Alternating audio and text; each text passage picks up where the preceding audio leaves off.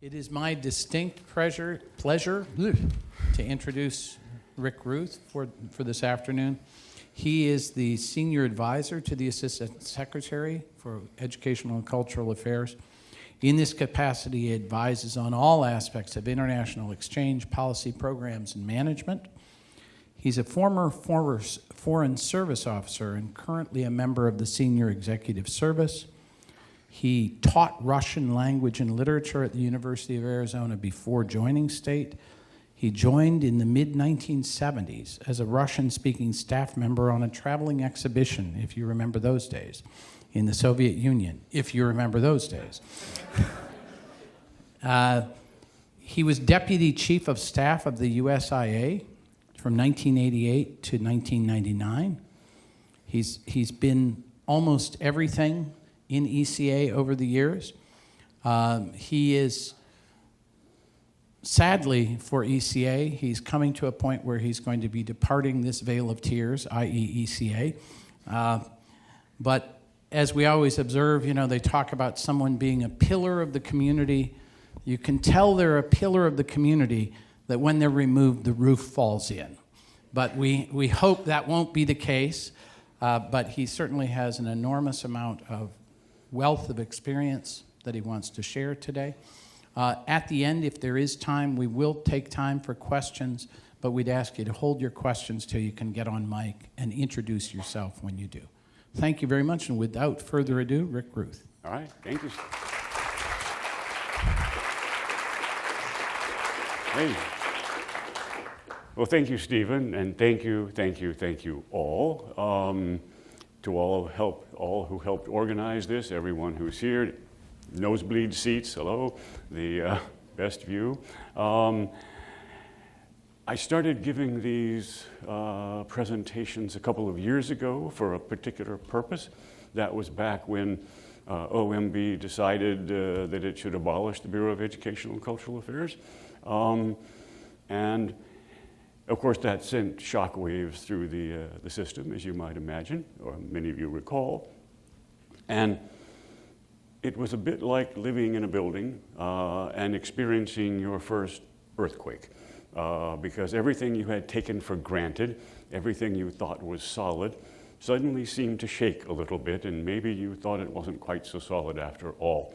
And people began asking logical questions, such as, well, you know, who built this building I'm living in? You know, how sturdy is it? What's the foundation made out of? What's the roof made out of? Has it fallen down ever in history? What's the future likely to hold? And those are very reasonable questions, and so it seemed sensible to put together a talk about the history of exchanges to give people a sense of the larger picture of where they fit, or at least where I think they fit. It never occurred to me that I'd be giving this presentation a couple of years later, you know, in the Burns Auditorium, but I'm absolutely thrilled and delighted to do so. I hasten to point out this is my interpretation of the history of exchanges. This is not something sanctioned by the Office of the Historian, although I think my facts are probably generally correct. And you know, it's my take on it. And in addition to answering some fundamental questions, such as, you know, what is this bureau what is this profession that we are engaged in? I want to underline that word profession, because you are all exchanges professionals. And I'm going to use the word exchanges, with your kind permission, very generally as an umbrella term, as opposed to switching back and forth and defining citizen diplomacy versus people to people versus something else. I'm just going to say exchanges. You're professionals. And to me, one of the things that characterizes a professional is that you pay attention to the fact that you are in a continuum. You know what has come before you. You learn from and carry on practices, traditions, solutions, values from your predecessors in this business. And you pay attention to the future, that you leave things in proper order for those who will come after you and continue this kind of valuable work.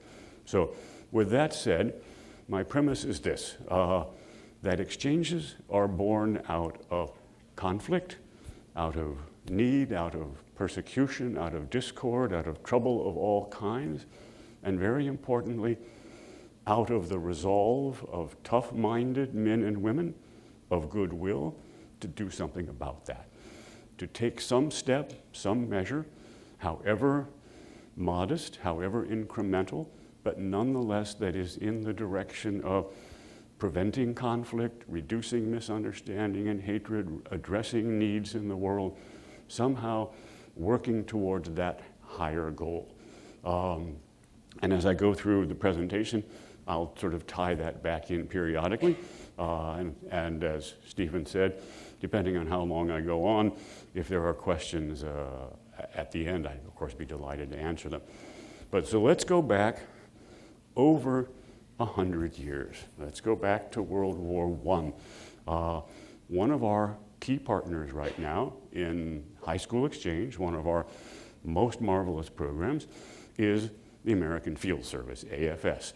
Many of you may have worked with them now, you may have worked for them, you may remember them from your high school days, foreign exchange students in either direction.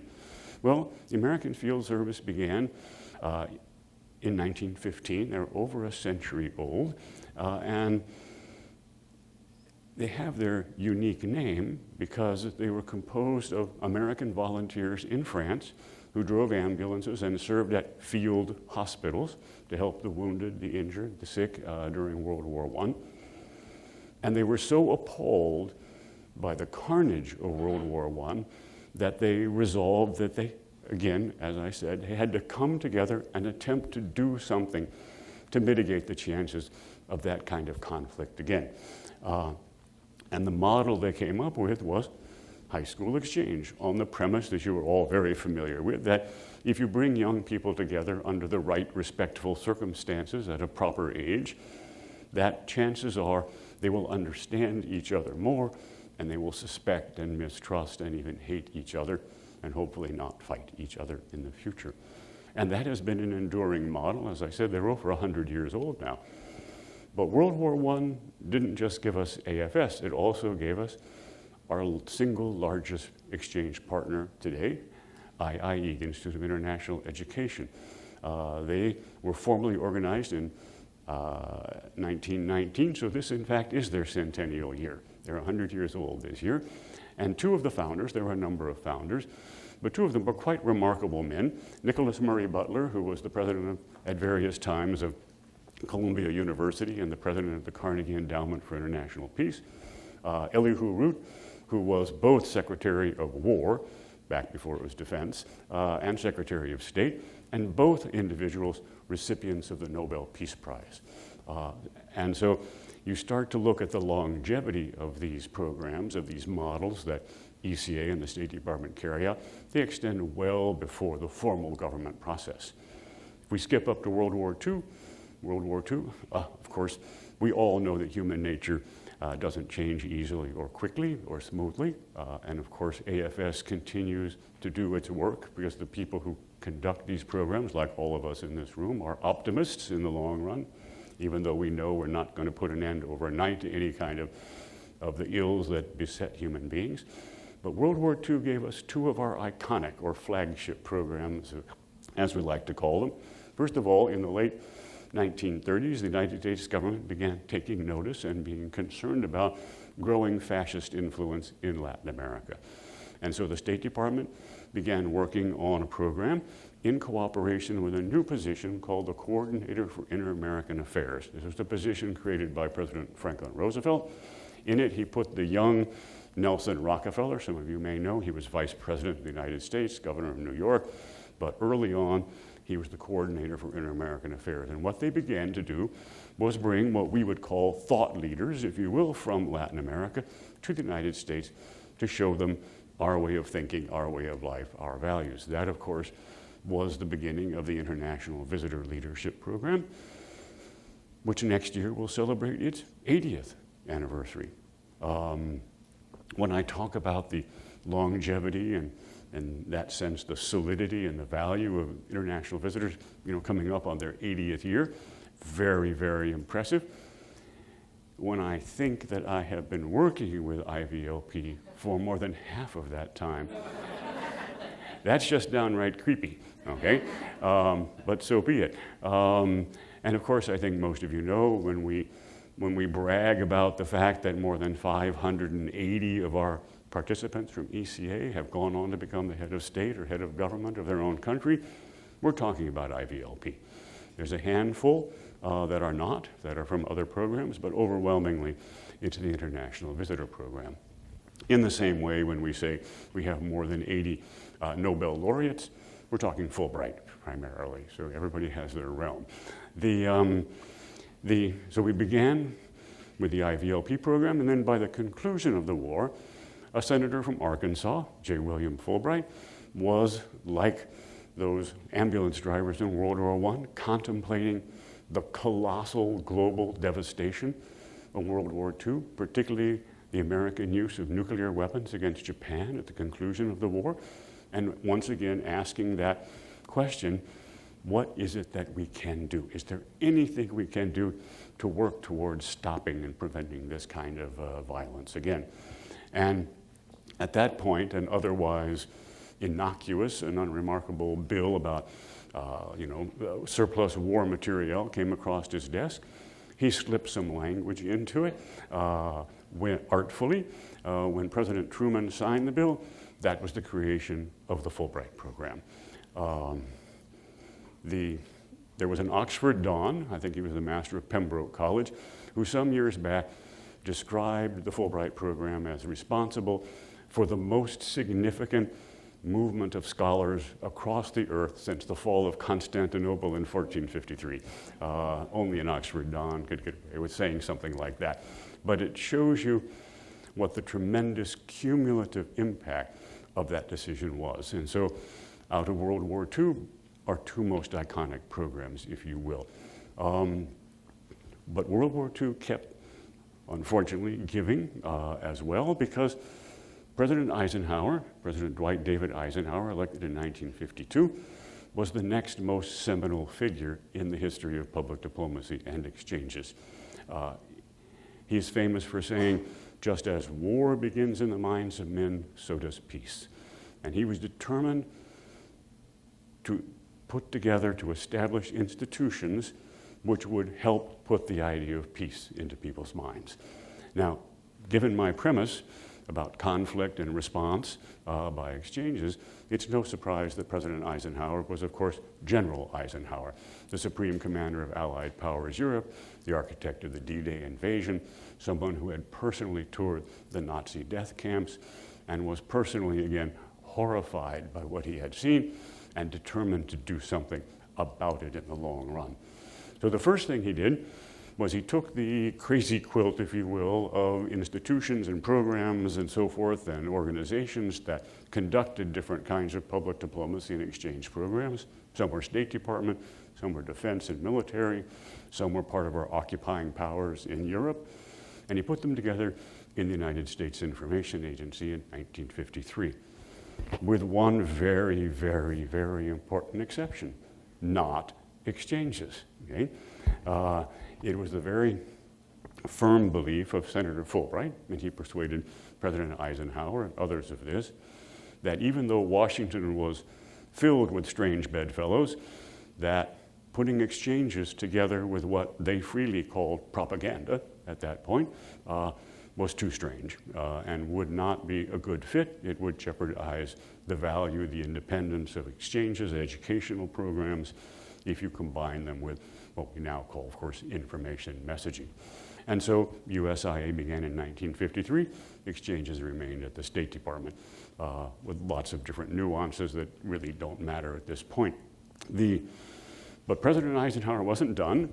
In 1956, he pulled together a White House program called the White House Program on the White House Conference on the People-to-People Program. And it was a remarkable assemblage, about 150 people from all walks of life. Of course, they had the State Department there and the White House. The president addressed the conference, of course. They had the Department of Defense. They had the CIA. They were back its predecessor.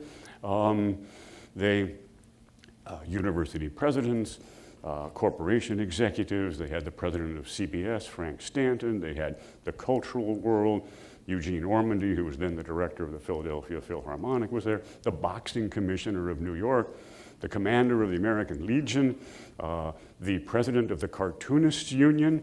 I mean, they had everybody they could think of from all walks of society. My favorite being listed on the official, I've looked at the official invitation list for this conference. It simply says, William Faulkner, author, Oxford, Mississippi. So it was an amazing crew that he developed, and I'm going to make sure I get this correct. That's why I have my little sheet here. When he addressed the conference, he said that they were engaged in, quote, the most worthwhile purpose there is in the world today, to help build the road to an enduring peace. And I don't think anybody here or today would disagree that that's still what we're all up to, trying to build that road to an enduring peace. And in fact, many of our best partners in the exchanges community take their origin from that conference. Sister Cities International, for example, dates its beginning to that 1956 conference. So does People to People International. So does the Business Council for International Understanding. So it was not just a conference at a high level where fine things were said, but actual real institutions that have gone on and had an impact over decades and generations started with that conference. And what President Eisenhower asked the members, the assemblage, will sound very familiar to you as you go about your daily business. He said, how do we dispel ignorance? How do we strengthen friendships? How do we learn about others? All good questions we ask today. Unfortunately, World War II segued seamlessly into the Cold War. There was no respite. The Cold War over the decades gave us a tremendous expansion in the number and variety of public diplomacy and exchange programs. Programs moved into radio, television, book publishing, foreign language periodicals, exhibits, cultural centers and libraries, and of course, the arts. Nothing captured the imagination quite like the arts, as the arts have the capacity to do in any aspect of life. For example, again, I realized a few years back that I had become a purveyor of dated cultural references around the Bureau as I began to talk about people and things and so forth, and getting a lot of blank looks. I have to tell you, last year I actually ran into an intern who didn't recognize the Beatles. Anyway, so if you don't recognize the Beatles, just keep it to yourself, okay? I can't bear it. And they're better than the Stones, okay? Anyway, but we sent the entire Broadway cast of the Gershwin opera Porgy and Bess to Moscow and Leningrad. This is a remarkable undertaking, and we have a very good window on it because New Yorker magazine had the foresight to assign one of their most junior, but it turns out one of their most talented writers to accompany the cast, a young man named Truman Capote. And he wrote a tiny, splendid little volume called The Muses Are Heard, because he borrowed the title from a speech made by the Russian Minister of Culture, who said, when the cannons are sounding, the muses are silent. But when the cannons fall silent, the muses are heard. So again, arts and culture.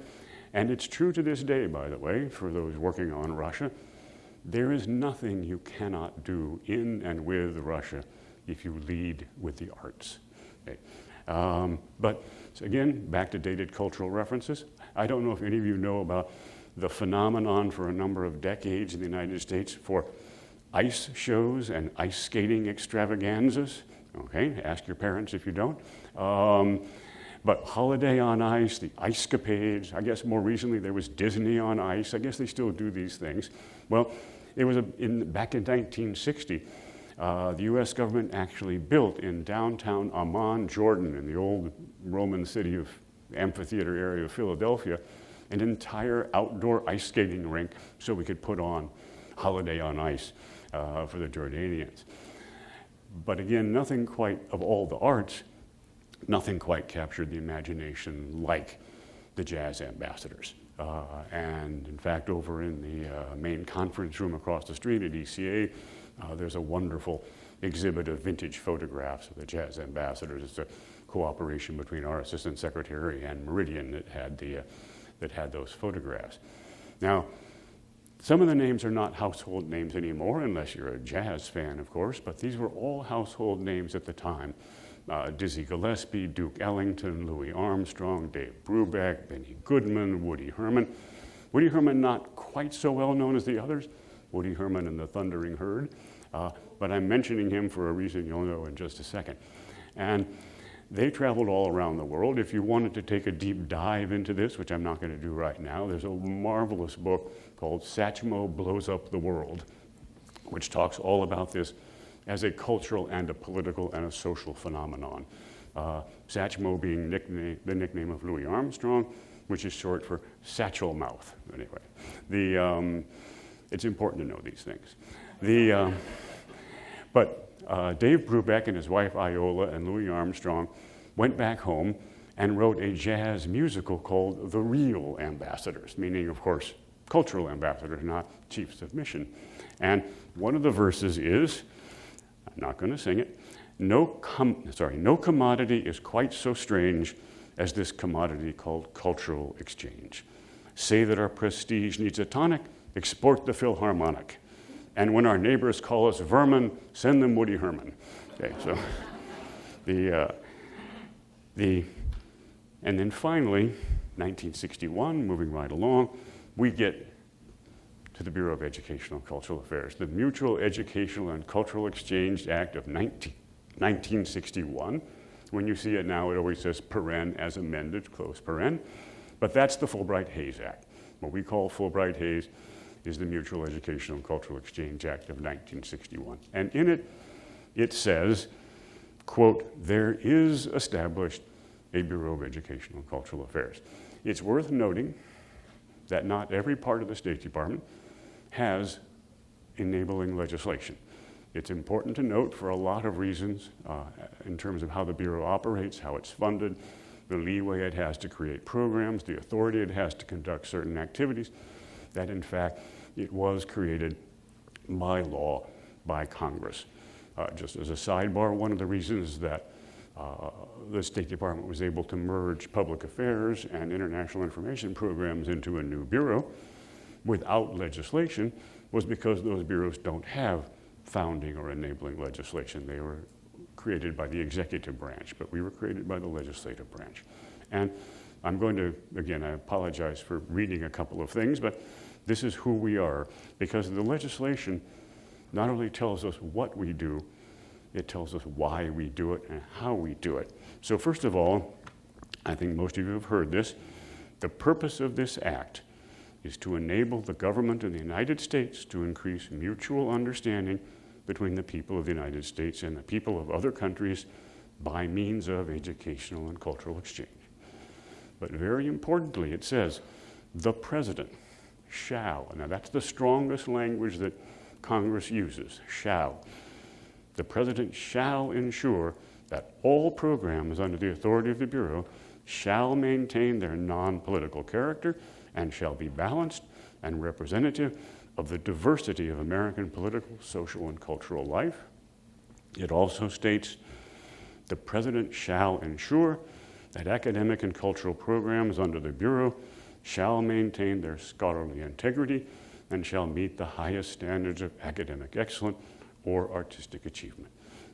Again, I apologize for reading to you, but I think those are extraordinarily important words for the way the Bureau continues to this day and on into the future to conduct its business. That's the foundation on which we're built. Now, the next most important date in the history of exchanges is 1975. Well, that's the day Uncle Sam gave me my first job, okay? So of course, that's a turning point in the history of exchanges. This was one of the things we had during the Cold War, was that the United States Information Agency sent traveling U.S. government exhibits about life in the United States to the former Soviet Union. And they would travel from city to city, being open for a month in every city. And the topics would always be something completely innocuous. The exhibit I went on in 1975 was the American home, but they had recreation, photography, education, and so forth. Obviously, the Soviet government would never allow an exhibit on religion in America or liberty or something like that, so they had an innocuous topic.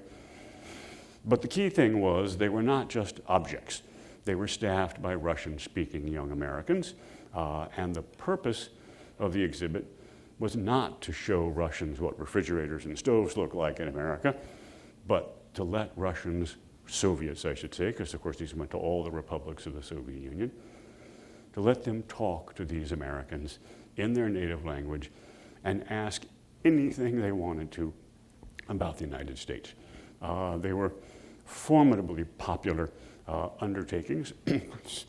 Visitors would line up for 8-10 hours in advance to enter. In other words, they would come at midnight to come in at 10 a.m. In the winter, in the dark. They often had to go through police vehicles, militia cars as they call them, who were brought almost bumper to bumper, so every visitor had to walk through single file while being glared at by the militia. And people would be yanked out of line. Why aren't you at home? Why aren't you at work? Why aren't you in school? You know, rather than coming and being corrupted by these Americans inside there. But that didn't deter the audiences. And it just so happened, now pardon me for going down the memory hole a little bit here, I was on the very first stand, as they called it, as people came into the exhibit, which happened to be a kitchen. Okay?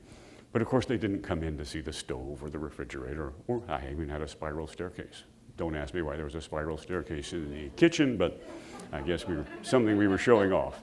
And they would literally rush in and start throwing questions out rapid fire, almost in shorthand.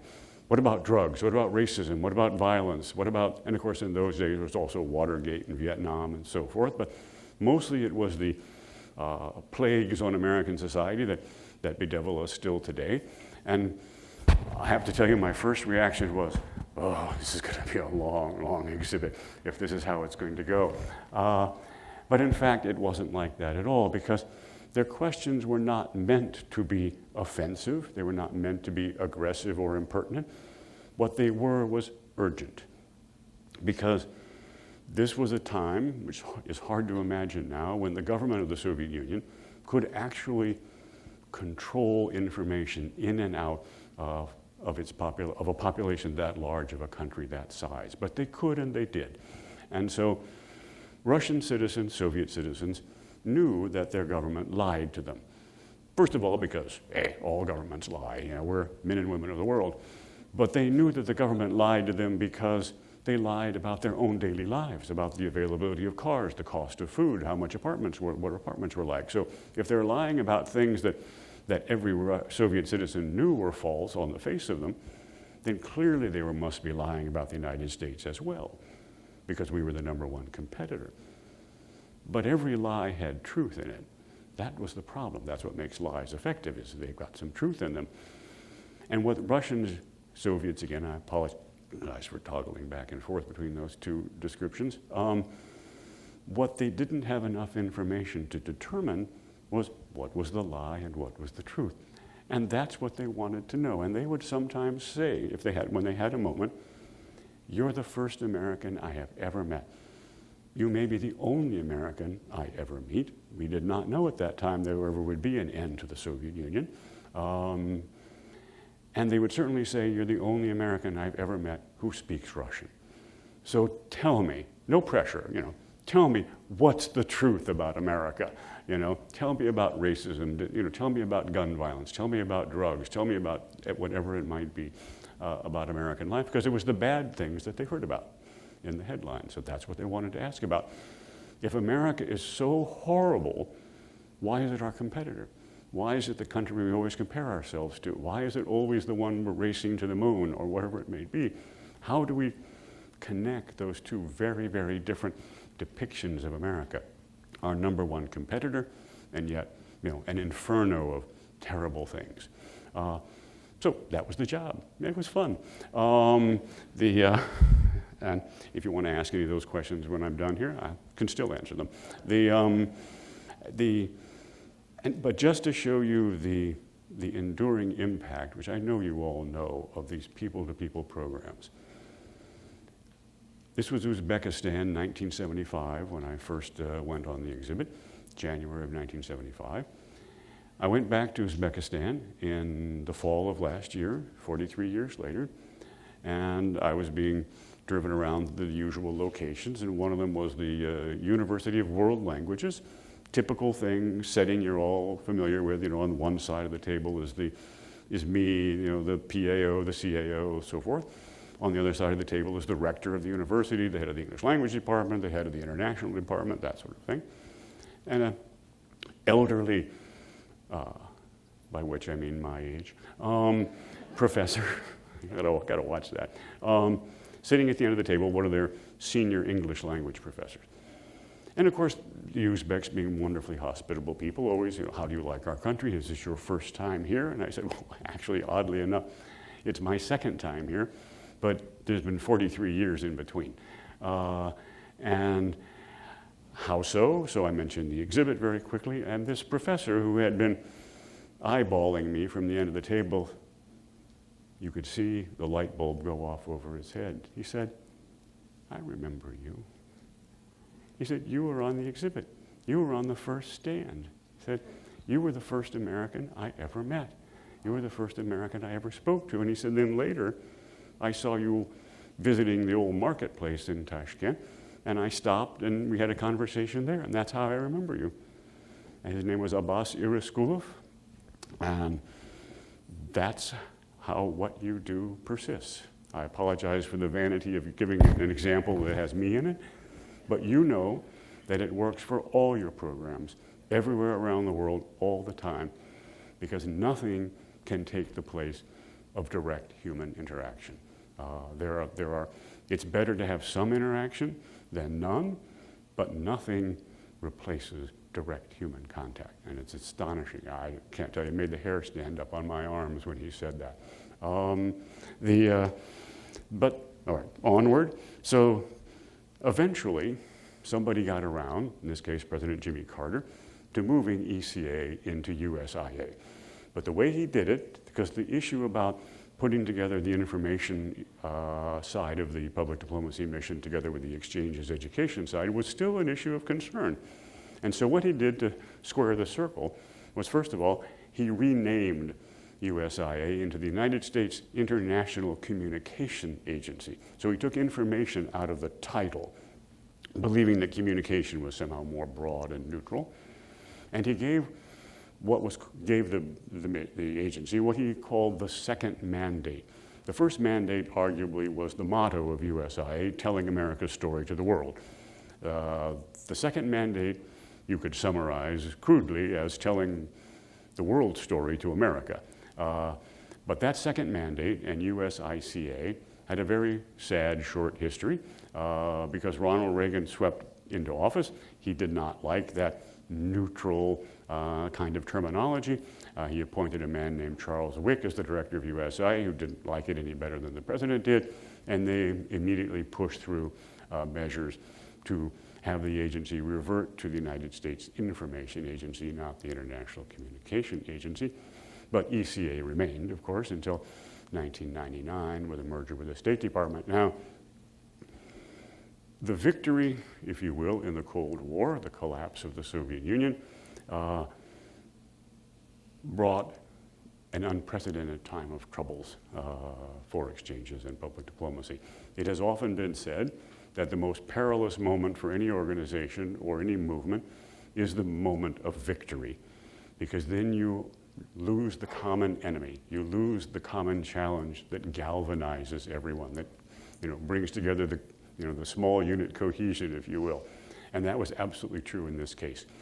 There was, perfectly understandably, because we had won the Cold War, a hue and cry for what was called the peace dividend, led primarily by the late Senator Jesse Helms of North Carolina, who was chairman of the Senate Foreign Relations Committee. And he made the argument, again, entirely plausible on the surface of it, that because the United States had bulked up all around the world in every imaginable way for decades to defeat world communism, and had done so, surely there was something we could stop doing, some benefit for the American taxpayer who had borne the burden of the Cold War. And his primary interest was in abolishing USIA, USAID, and a lesser-known arms control and disarmament agency.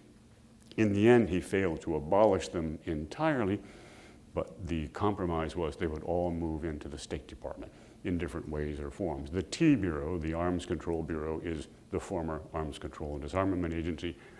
The Undersecretary's Office of Public Diplomacy and Public Affairs is what the parts of USIA, although other parts of USIA were scattered around. The Office of General Counsel went to, I believe, 5 different offices in the State Department, depending on its function.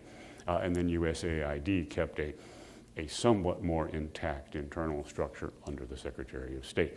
But in the intervening time between the collapse of the Soviet Union and the merger in 1999 was a terrible time to be at USI in many ways.